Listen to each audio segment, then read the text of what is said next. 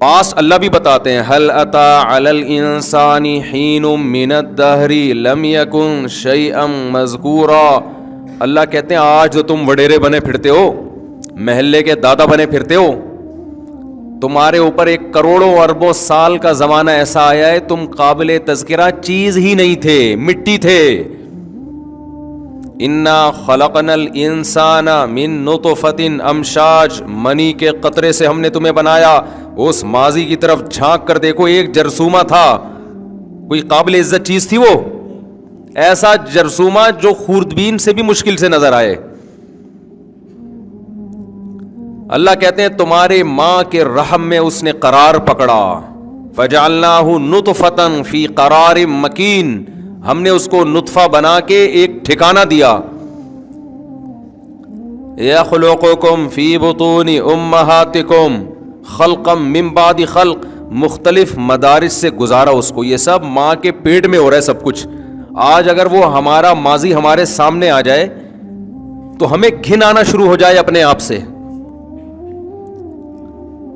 کیسے سڑا ہوا گوشت بنتا ہے, انتہائی بدبودار, گند, اس میں بو ہوتی ہے, بہت زیادہ اسمیل ہوتی ہے. فخلقنا المضغۃ علقۃ, اس گوشت کو ہم جمے ہوئے خون کو گوشت میں تبدیل کرتے ہیں. 4 مہینے تک نا انسان کا جو ماں کے پیٹ میں پروسیس ہے وہ ایک بدبودار گوشت کے سوا کچھ بھی نہیں ہے, بہت سخت سڑاند ہوتی ہے اس کے اندر. اس کے بعد فکسونا العظام لحما, پھر ہم اس میں ہڈیاں پیدا کرتے ہیں, اس پہ پھر گوشت چڑھاتے ہیں. ثم انشأناہ خلقا آخر, یہ سارے مراحل ماں کے پیٹ میں ہو رہے ہیں اور انسان کو اس کی خبر نہیں ہے. اسے نہیں پتا میرے رب نے ماں کے پیٹ میں کیسے ڈینٹنگ پینٹنگ کا کام شروع کروایا, مزدور لگائے ہوئے ہیں. شو روم میں گاڑی تیار ہوتی ہے نا, وہ عمل اتنا پیچیدہ نہیں ہے جتنا ماں کے پیٹ میں انسان کے تیار ہونے کا پروسیس پیچیدہ ہے. آنکھ لگ رہی ہے بھائی, آپ کبھی شو روم میں جا کے دیکھیں نا گاڑیاں کیسے تیار ہو رہی ہوتی ہیں. ہاں بھائی مڈگارڈ اٹھا کے لے آ, بھائی ہاں بھائی ٹائر لے آ, ہاں بھائی پانا لے آ, چھوٹے پانا لے کر. اب تو ورک شاپ میں چھوٹے ہی شارٹ ہو گئے ہیں. پہلے زمانے میں, اب بھی تھوڑے بہت نظر آتے ہیں, ورک شاپ میں ایک چھوٹا ہوتا تھا جو ہمیشہ گنجا ہوتا تھا. اس کو پتہ نہیں بال کیوں نہیں رکھنے دیتے تھے اور اس کو چپت لگتی رہتی تھی. چھوٹے ادھر پانا لے کر آ, چل بے چھوٹے یہ ٹائر اٹھا کے لا, ہوتا تھا نا. اس بیچارے کو بال بھی نہیں رکھنے دیتے تھے تاکہ جب چپت لگے نا تو ڈائریکٹ اسکن پہ جا کے ٹچ ہو, بال بیچ میں رکاوٹ نہ بنے. چھوٹے یہ لے آ, چھوٹا وہ لے آ, چھوٹے یوں کر لے, چھوٹے یوں. چھوٹا تھوڑے دنوں میں وہ محلے کا دادا بن جاتا تھا, اس کی اپنی ورک شاپ ہوتی تھی. اب پب جی سے فرصت ملے گی تو کچھ سیکھے گا نا چھوٹا. اب چھوٹا بھی وہاں بیٹھ کے فیس بک پہ لگا ہوا ہوتا ہے. ٹیکنالوجی میں ترقی ہوگی ہمارے یہاں, سائنس اور ٹیکنالوجی میں ترقی ہوگی. کیسے ترقی ہوگی؟ اسکول میں ٹیچر پڑھاتے نہیں ہیں, پڑھا رہے ہوتے ہیں تو پیچھے طلبہ اس اردغل دیکھ رہے ہوتے ہیں بیٹھ کے موبائل میں. اچھا خیر, تو اللہ تعالیٰ ہمیں ہمارا ماضی بتاتے ہیں, ایک جگہ تھوڑی, بہت جگہ. ایک لبرل نے تو قرآن پہ اعتراض کیا ہے کہ یہ اللہ جو ہے نا انسان کو تانے دیتا ہے, معاذ اللہ, کہ تو ایسا تھا, تو ایسا تھا, تانے دیتا ہے کہ تو ایک بدبودار قطرہ تھا, تو ایک بدبودار گوشت تھا. تانے نہیں دیتا, ہمیں ہماری اوقات یاد دلاتا ہے کہ آج تم بڑے پھنے خان بنے پھر رہے ہو, 3 پیس سوٹ ٹائی میں, اور جی آج سر کی میٹنگ ہے, آج ایک بزنس میٹنگ ہے, آج جناب اسلام آباد بائر جا رہے ہیں بزنس کلاس میں, آج جناب سر کو بلایا گیا ہے, آج جناب جلسے سے سر خطاب فرمائیں گے, آج مفتی طارق مسعود صاحب آئیں گے, ٹھیک ہے نا, ممبر پہ بیٹھ کے بیان کریں گے, آج حضرت جی نے فلاں جگہ جانا ہے. یہ انسان کی عزت ہے نا,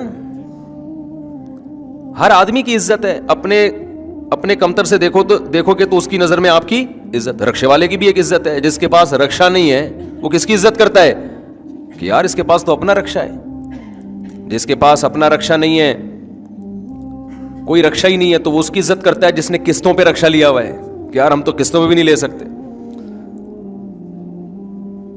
تو دنیا میں جس کو بھی اللہ نے عزت دی اس سے اوپر والی عزت بھی ہے, اس سے بھی آگے جاؤ گے تو اور عزت, اور اس سے کمتر بھی ہے. تو حدیث میں حکم ہے نا اپنے سے کمتر کو دیکھو. رکشہ والا یہ دیکھے کہ بھائی بہت سے ایسے ہیں جن کے پاس ریڑیاں بھی نہیں ہیں. تو ہم اپنی اوقات چونکہ بھول جاتے ہیں.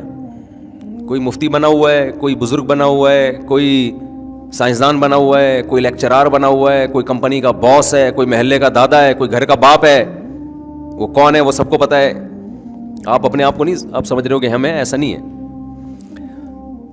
تو یہ جو ساری دادا گیری ہے نا, یہ سائنسدان تھوڑی بتائیں گے آپ کو کہ تم اصل میں کیا تھے. ہمیں ہماری اوقات کون یاد دلاتا ہے؟ جس نے ہمیں پیدا کیا. اس نے کہا یہ زیادہ عرصہ نہیں ہے, 15 20 30 40 سال پرانا جھانک کے دیکھو, ایسے غلیظ تھے کہ کپڑوں پہ لگ جاتے تو دھوئے بغیر نماز اللہ ہی قبول نہیں کرتا, اتنا گندا. جسم سے نکل جائے تو غسل واجب ہو جاتا ہے. اور پھر حیض کا خون, کتنا گندا خون. جیسے ہی عورت کو پریگننسی ہوتی ہے حیض کا خون آنا بند. تو کہاں جا رہا ہے وہ؟ نہیں آئی بات سمجھ میں؟ وہ وڈیرے صاحب چودھری صاحب کی کنسٹرکشن کا کام ہو رہا ہے اس غلیظ خون سے. ایک تو خون گندا اور اوپر سے گندے راستے سے نکلنے والا خون اور گندا. اس سے جناب وسیم بھائی کا اسٹرکچر بن رہا ہے معذرت کے ساتھ, غفار بھائی اور نام بتا دو کوئی نئے نئے. وسیم غفار بہت ہو گئے. اختر صاحب, وڈیرے صاحب, چودھری صاحب, نام کے بجائے وڈیرے چودھری, یہ سب ٹھیک ہے نا. سیاستدان, موٹیویشنل اسپیکر, مفتی, عالم, بزرگ. اس غلیظ اور پلید اور گندا خون آپ کہیں گے مفتی صاحب کیا قصے لے کے بیٹھ گئے؟ میں تھوڑی بیٹھا ہوں, اللہ میاں بتا رہا ہے بھائی, میں تو پارسل کر رہا ہوں. یہ تو اللہ میاں ہمیں ہماری اوقات بتا رہے ہیں. ہمارے پاس صرف پارسل کا انتظام ہے بھائی, ہمارا اپنا کچھ بھی نہیں. جو برگر والے کہتے ہیں نا پارسل کا خاص انتظام ہے, وہ برگر بنا بھی رہے ہیں اور پارسل کر بھی رہے ہیں. گول گپے والوں نے لکھا ہوتا ہے پارسل کا خاص انتظام ہے, تو گول گپے بنا بھی رہے ہیں اور پارسل بھی. ہم صرف پارسل کر رہے ہیں, بنا ہم نہیں رہے ہیں. یہ تو بنا بنایا قرآن جو ہے نا وہ ہم پارسل کر رہے ہیں. تو ادھر پریگننسی ہوئی, اور یہ جو کل بڑا ہو کے وہ جناب علاقے کا ناظم بنے گا, چودھری بنے گا, وڈیرا بنے گا, بزنس مین بنے گا, موٹیویشنل اسپیکر بنے گا, مفتی بنے گا, عالم بنے گا, لوگوں کو موٹیویٹ کرے گا. یہ جناب بن کس چیز سے رہا ہے؟ وہ غلیظ اور گندا خون. اللہ میاں اس کو جیسے ہی عورت کو پریگننسی ہوئی اللہ اس خون کو روک دیتے ہیں, انسان کو اس کی اوقات یاد دلانے کے لیے کہ 2 ٹکے کا ہے نہیں. باتیں دیکھو اس کی. اس لیے اللہ کو تکبر بالکل بھی پسند نہیں ہے. تکبر اللہ کو پسند نہیں ہے. اس لیے قرآن بار بار کیا کہتا ہے؟ فلا تزکوا انفسکم, اپنا تزکیہ مت کیا کرو, یعنی اپنے آپ کو نیک ہونے کا دعویٰ مت کیا کرو کہ میں یوں میں یوں میں یوں. یہ اللہ کو پسند نہیں ہے بھائی. کوئی خوبی ہے تو اللہ کی طرف نسبت کرو بھائی, اس کی دین ہے, ہم تو بھیکاری ہیں, اس نے دے دی, جب چاہے وہ چھین لے. اتنی بڑی نعمت ہے نا. ہمارے نبی صلی اللہ علیہ وسلم کو یہ بتایا گیا وَلَئِن شِئْنَا لَنَذْهَبَنَّ بِالَّذِي أَوْحَيْنَا إِلَيْكَ, اے نبی ہم جو آپ کو علوم دے رہے ہیں, اگر ہم چاہیں یہ سارے علوم آپ سے چھین لیں اور آپ پھر ہمارے خلاف کسی کو اپنا مددگار نہیں پائیں گے کہ ہم سے کچھ علم لے لیں, بالکل سب کچھ چھین لیں ہم اگر چاہیں تو. حضرت حکیم الامہ مولانا اشرف علی تھانوی رحمہ اللہ نے اس آیت کی تفسیر میں لکھا ہے کہ پیغمبر پہ کیا گزری ہوگی جب اللہ نے یہ انداز اختیار کیا ہوگا. ہے بھائی, دیکھو آپ نے کسی غریب آدمی کو بحریہ ٹاؤن میں 25 پلاٹ دے دیے, پہلے تو اس کو یقین نہیں آئے گا, کیا خیال ہے؟ پھر وہ تھوڑے دنوں جب اس کو یقین آئے گا, اب آپ اس کو دھمکی دے رہے ہیں اگر میں چاہوں تو یہ ساری دولت اس سے لے لوں, تو وہ کیا اس کے دل پہ آرے چلیں گے نا, ابے بھائی یہ کیا ہو گیا. بہت بڑا احسان جب کسی پہ کیا جاتا ہے تو واپسی کی دھمکی سے سامنے والے پر بہت خطرناک اثر پڑتا ہے. تو انبیاء کے دل میں جو سب سے بڑی دولت ہے ان کی نظر میں وہ تو علم ہے, وہ پیسوں کے عاشق تھوڑی ہوتے ہیں. تو اللہ تعالیٰ اپنے حبیب صلی اللہ علیہ وسلم کو سورہ بنی اسرائیل میں کیا کہہ رہے ہیں؟ لوگ مجھے کہتے ہیں آپ آیتوں کے ریفرنس نہیں دیتے, ہم پوری آیت پڑھ کے سنا دیتے ہیں, اور کیا چاہیے تمہیں؟ ریفرنس دینے سے زیادہ مشکل ہوتا ہے پوری حدیث عربی میں یا آیت پڑھ کے سنا دینا. وَلَئِن شِئْنَا لَنَذْهَبَنَّ بِالَّذِي أَوْحَيْنَا إِلَيْكَ. اگر ہم چاہیں، لام تاکید کے لیے، نون مشدد بھی تاکید کے لیے، ہم چاہیں تو ضرور بھی ضرور جو علم ہم آپ کو دے رہے ہیں سارا کا سارا آپ سے چھین لیں. ثم لا تجد لك علينا نصيرا. اور پھر اپنا آپ کسی کو مددگار بھی نہیں پائیں گے ہمارے خلاف کہ ہم سے تھوڑا سا بھی علم چھین کے دکھا دے وہ. تو حکیم علماء نے لکھا کہ پیغمبر صلی اللہ علیہ وسلم پہ کیا گزری ہوگی نا، لیکن اللہ نے اگلی آیت میں اپنے حبیب کو تسلی دے دی. الا رحمتا من ربک، مگر تیرے رب کی تجھ پر، بولو کیا عجیب انداز ہے اللہ تعالیٰ کا. الا رحمتا من ربک، مگر تیرے رب کی تجھ پر رحمت ہے. ان فضلہ کان علیک کبیرا. پھر اللہ خود کہتا ہے کہ واقعی تیرے رب کا فضل تجھ پر بہت زیادہ ہے، تھوڑا نہیں ہے. اتنا فضل ہے کہ اتنے علوم دیے اور چھینتا نہیں ہے. تو حکیم علماء فرماتے تھے اگلی آیت کے بعد پیغمبر صلی اللہ علیہ وسلم کو تسلی ہوئی ہوگی.